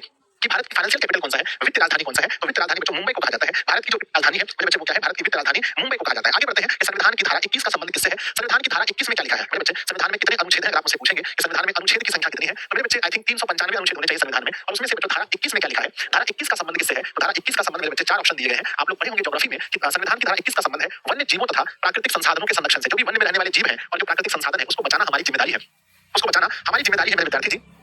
ठीक है ना, आगे बढ़ते हैं। 69 में लिखा है, हम क्या लिख दिए हैं, हम 69 लिखे हैं बच्चों। आगे बढ़ते हैं, नेक्स्ट क्वेश्चन है कि एल्युमिनियम बनाने के लिए किस खनिज की आवश्यकता पड़ती है। एल्युमिनियम बनाने के लिए किस खनिज की आवश्यकता पड़ती है आपको बताना है। तो मेरे बच्चे एल्युमिनियम बनाने के लिए हम लोग हमेशा बच्चों बॉक्साइट का प्रयोग करते हैं, बॉक्साइट बच्चों एल्युमिनियम बनाने के लिए बॉक्साइट का प्रयोग करते हैं। अगला क्वेश्चन देखते हैं कि बिहार की सीमा में रेल मार्ग की कुल लंबाई कितनी है। ये आंकड़ा बहुत पुराना है, अब आंकड़ा बदल चुका है, तो हमें पुराने आंकड़े के अनुसार बताना है कि बिहार में मेरे बच्चे रेल मार्ग की कुल लंबाई कितनी है। तो बिहार में रेल मार्ग की जो कुल लंबाई है ना मेरे बच्चे, कुल लंबाई है वो कितनी है, तो कुल लंबाई है मेरे विद्यार्थी बिहार में रेल मार्ग की 6283 मेरे बच्चे। बिहार में, भारत में पहली बार रेलवे कब चला था, भारत में पहली बार रेल कब चला था, तो भारत में पहली बार रेल 1853 ईस्वी में चला था मेरे बच्चे। बिहार में पहली बार रेल कब चला था, तो बिहार में पहली बार रेल 1860 ईस्वी में चला था। रेलवे जोन की संख्या कितनी है बिहार पूरे देश में, रेलवे जोन की संख्या कितनी है, तो रेलवे जोन की संख्या बच्चों पूरे देश में 18 है मेरे बच्चे। सबसे बड़ा जोन कौन सा है, सबसे बड़ा जोन बच्चों उत्तर रेलवे है ना, उत्तर रेलवे है ना, शायद उत्तर रेलवे होना चाहिए बच्चों, उत्तर रेलवे ये सबसे बड़ा जोन है। बिहार में रेलवे का एकमात्र मुख्यालय कहां पर है, बिहार रेलवे का एकमात्र मुख्यालय, बिहार में एकमात्र मुख्यालय कहां पर है, तो एकमात्र मुख्यालय बच्चों हाजीपुर में है। हाजीपुर से कोई है तो बताना, हाजीपुर में बच्चों केला बड़ा फेमस है, हाजीपुर का केला बहुत फेमस है मेरे विद्यार्थी जी, आप लोग देखे होंगे। आगे बढ़ते हैं, क्वेश्चन पूछा है वर्ष 1975 ईस्वी में भारतीय राजनीति में किस लिए जाना जाता है। आप लोग 1975 ईस्वी को भारतीय राजनीति में बच्चों कैसे जानते हैं, भारतीय राजनीति में इसको कैसे जानते हैं। वर्ष 1975 आप लोग को याद होगा, इस वर्ष आम चुनाव हुए थे, श्रीमती इंदिरा गांधी जी प्रधानमंत्री बनी थी, या देश में इमरजेंसी लागू हुआ था, या जनता पार्टी की सरकार बनी थी। तो मेरे बच्चों अगर आप देखेंगे तो जनता पार्टी की सरकार वर्ष 1977 में बनी थी, पहली ये गैर कांग्रेसी सरकार थी जिसके प्रधानमंत्री मोरारजी देसाई थे। कौन थे, मोरारजी देसाई थे, याद रखेंगे मेरे विद्यार्थी जी। वर्ष 1975 में देश में आपातकाल की घोषणा हुई थी बच्चों। जब भी देश में आपातकाल की घोषणा लगती है तो सारा शक्ति किसके पास चला जाता है, कमेंट बॉक्स में लिखेंगे सारा शक्ति किसके पास चला जाता है मेरे बच्चे। सारा शक्ति मेरे विद्यार्थी, सारा शक्ति केंद्र के पास चला जाता है, यानी बच्चों राष्ट्रपति शासन लग जाता है। क्या लग जाता है, राष्ट्रपति शासन लग जाता है, मुख्यमंत्री कुछ नहीं कर पाते हैं उस समय, ज्यादातर शक्ति राष्ट्रपति जी के पास चला जाता है। आगे बढ़ते हैं बच्चों, कहते हैं व्यावसायिक बैंकों का राष्ट्रीयकरण कब हुआ था। क्वेश्चन नंबर 12 थोड़ा फास्ट चलते हैं। व्यावसायिक बैंकों का राष्ट्रीयकरण कब हुआ था, तो व्यावसायिक बैंकों का राष्ट्रीयकरण वर्ष 1969 में हुआ था। अभी वर्तमान में कितने व्यावसायिक बैंक हैं, शायद आप लोगों ने याद कर रखा होगा, बताइएगा मेरे बच्चे की वर्तमान में व्यावसायिक बैंकों की कुल संख्या कितनी है। अगर आपने इस चैप्टर को पढ़ा होगा तो मैंने जरूर बताया होंगे आप लोगों को। कहते हैं हिंद स्वराज पुस्तक के लेखक कौन है, तो मेरे बच्चे हिंद स्वराज पुस्तक के जो लेखक हैं वो महात्मा गांधी जी हैं। ऑप्शन नंबर ए सही है। राजनीतिक दलों की नींव सबसे पहले कहां पड़ी थी, आज आप जानते हैं भाई बीजेपी पार्टी है, कांग्रेस पार्टी है, ये पार्टी है, वो पार्टी है ना, जेडीयू पार्टी है, सपा पार्टी है, लेकिन मेरे बच्चे सबसे पहले राजनीतिक दलों की नींव कहां पड़ी थी, तो ब्रिटेन में पड़ी थी बच्चों, याद रखना ब्रिटेन में पड़ी थी। अगला सवाल है कि भारत में किस तरह का लोकतंत्र व्यवस्था है, भारत में बच्चों किस तरह की लोकतंत्र व्यवस्था है, आप लोगों को याद होना चाहिए। भारत में मेरे बच्चे हम डायरेक्ट सरकार को नहीं चुनते हैं बच्चों, अप्रत्यक्ष है। हम लोग बच्चों सरकार को डायरेक्ट नहीं चुनते हैं, हम लोग पहले वोट देते हैं, एमएलए बनाते हैं, एमपी बनाते हैं, और फिर वो लोग मिलकर के बच्चों क्या बनाते हैं, सरकार बनाते हैं। क्या आप लोगों को पता है कि हमारे बिहार में फिर से मेरे बच्चे भी चुनाव होने वाला है, कमेंट बॉक्स में लिखिए सब लोग, सारे जितने एमएलए हैं सबका चुनाव होने वाला है, जल्दी बताओ। यस गुरुजी, ये चैप्टर नहीं हुआ है, ओहो। तो भारत में बच्चों अप्रत्यक्ष लोकतंत्र है, कौन सा ऐसा देश है जहां पर प्रत्यक्ष लोकतंत्र है बच्चों, क्या बता सकते हैं प्रत्यक्ष लोकतंत्र किस देश में अभी उपलब्ध है। अगर आप बता देंगे तो मैं मानूंगा कि आप लोग अपडेट रहते हैं, आप लोग पढ़ते हैं। प्रत्यक्ष लोकतंत्र किस देश में है आपको कमेंट करके बताना है बच्चों। आगे बढ़ते हैं, आगे बढ़ते हैं, विधानसभा का चुनाव है, हाँ बच्चों बिल्कुल है, स्विट्जरलैंड, कौन होंगे, स्विट्जरलैंड है ना, स्विट्जरलैंड हो जाएंगे बच्चों जहां पर हमारा प्रत्यक्ष लोकतंत्र है। अगर आप पूछते हैं बच्चों है ना। आगे बढ़ते हैं, नेक्स्ट है राजनीतिक दलों की मान्यता। राजनीतिक दल अगर हम लोग बनाना चाहें बच्चों, क्या आप लोग चाहते हैं कि हम भी एक पार्टी बना लें, हम भी एक पार्टी बना लेंगे, आप लोग वोट करेंगे मुझे, मम्मी पापा को बताएंगे हम एक पार्टी बनाते हैं जिसका नाम रखते हैं छोड़ो नहीं पकड़ो, ठीक है, हंसना मत लोग है ना मेरे बच्चे, आप लोग हंसिएगा नहीं, पार्टी का नाम है छोड़ो नहीं पकड़ो। अगर हम एक पार्टी बना लेते हैं तो हमें बच्चों इसका हमें तो मान्यता मिलेगा, हमें बच्चों दल की जो मान्यता है उसका चुनाव चिन्ह रखेंगे बच्चों, कलम छाप के रखेंगे, कलम छाप रखेंगे, ये किसके द्वारा दिया जाएगा, तो मेरे बच्चे याद रखना कि जो भी दल बनते हैं उसका बच्चों कहते हैं कि उसकी जो मान्यता और उसका चुनाव चिन्ह वो कौन देते हैं, वो बच्चों निर्वाचन आयोग द्वारा दिया जाता है, निर्वाचन आयोग द्वारा दिया जाता है। Option number C. अभी बच्चों निर्वाचन आयोग पर एक और बहुत ही बड़ा आरोप लग रहा है, किस चीज का आरोप लग रहा है बच्चों बताइए कमेंट बॉक्स में। अभी बच्चों हमारे देश में निर्वाचन आयोग के ऊपर मेरे बच्चे फर्जी वोटर बच्चों है ना, फर्जी है ना, फर्जी वोटर्स है ना, फर्जी वोटर्स के बारे में जो हमारे माननीय राहुल जी हैं, मतलब सॉरी राहुल गांधी जी जो है वो इस पर क्या कर रहे हैं, एक आरोप लगा रहे हैं फर्जी वोटर्स का, है ना मेरे बच्चे। अब ये क्या सही है क्या गलत है हम उस पर चर्चा नहीं करते हैं, सिर्फ हमने बताया आपको कौन सा आरोप लग रहा है। भारत में वित्त वर्ष कब से कब तक है, भारत में एक वित्त वर्ष कब से कब तक है, तो मेरे बच्चे भारत में वित्त वर्ष देखें तो आप लोगों को पता है, मैंने लास्ट क्लास में भी लास्ट टेस्ट में भी मैंने आप लोगों से पूछा था मेरे बच्चे 1 अप्रैल से 31 मार्च तक ये वित्त वर्ष फाइनेंशियल ईयर है। मेरे बच्चे निम्नलिखित में कौन सा आधुनिक मुद्रा का एक रूप है, आपने इस चैप्टर को नहीं पढ़ा है, मुझे 100% पता चल गया, ये चैप्टर आप लोग नहीं पढ़े, चैप्टर में से तीसरा का है मुद्रा बचत एवं साख चैप्टर से है। तो निम्नलिखित में कौन सा आधुनिक मुद्रा है, इसमें बच्चों जो है कागज का नोट जो है ये आधुनिक मुद्रा है। कागज का नोट बच्चों पहले सोने के सिक्के चलते थे, चांदी के सिक्के चलते थे, किसके घर में सोने का सिक्का है आप बताओ, बच्चे बताओ किसके घर में सोने का सिक्का है, मुझे फंसाएंगे क्या आप, हम लोग बेचारा कहां से लाएंगे सोना का सिक्का, हम लोग कहां से लाएंगे मुझे बताइए। आप पूछ रहे हैं हम लोगों से सोना का सिक्का, हम जिंदगी में नहीं देखे हैं।